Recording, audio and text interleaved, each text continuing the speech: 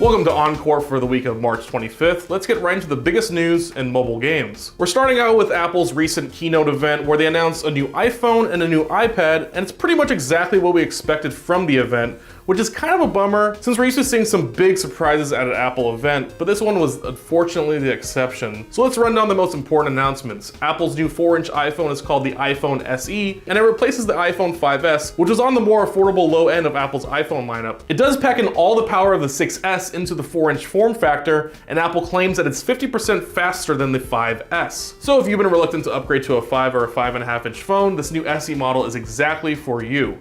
Next up, they unveiled a smaller version of their new iPad Pro, which is pretty much, it looks exactly like the iPad Air. There are some notable additions here though. The iPad Pro 9.7 is powered by Apple's fastest processor, the A9X chip, and is now compatible with Apple's first-party keyboard smart cover and pencil stylus. So if you're in the market for a mobile game powerhouse, this new iPad Pro will not disappoint. It certainly has enough power to play the most graphic-intensive games for years to come. On the software side, Apple showed off some new features and minor improvements to iOS 9. Unfortunately, the 9.3 update doesn't have any fix for Game Center. Users and developers have been complaining about it for a while now, and some developers have been removing it altogether from their games. The lack of any mention at all probably means that Apple has been ignoring Game Center's critical issues, but maybe we'll hear about a new and improved version this summer at WWDC. Moving on, the Game Developers Conference was held this past week in San Francisco, and there were a ton of great games being demoed.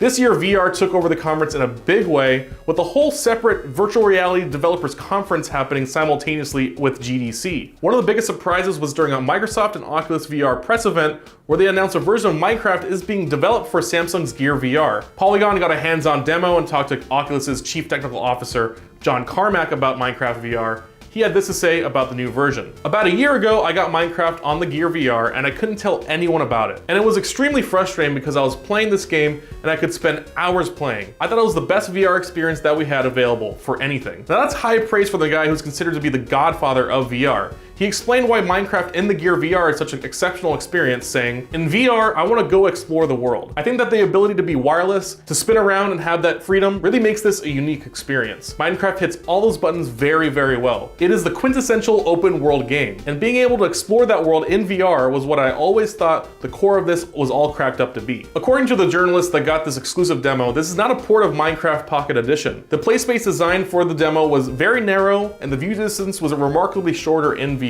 So it seems like there's quite a bit of development left to go for the final version, but Carmack reassured that Minecraft VR will be available very, very soon. And finally, we've got a live action teaser, which we don't see a lot of, but this has a very good reason. It's for a game called Infinite Arms, and it's a new addition to the toys to life genre that has gained popularity in the last few years with hit franchises like Disney Infinity and Skylanders. What sets Infinite Arms apart from those games are the actual toys. They're real, fully articulated action figures as opposed to the novelty figurines that we're used to seeing with these franchises. And as far as the actual game side of Infinite Arms, it's a free-to-play shooter with a single-player story mode and online multiplayer. The characters in the game are customizable robot warriors designed by Transformers and Tamagotchi designer Yasuo Takahama. Players will not only be able to purchase the fully articulated action figures, but add-on weapons will also be available. The game communicates with the toys via Bluetooth, so as soon as you snap on an add-on weapon, it instantly spawns in the game. Another interesting aspect of the game from a collector's standpoint is the limited production of each toy. They'll be available to purchase exclusively through Amazon, and the lineup will be refreshed quarterly. But once that batch of toys is sold out, it's gone forever. Jumo, the company behind Infinite Arms, is currently sending out beta invites through their company website.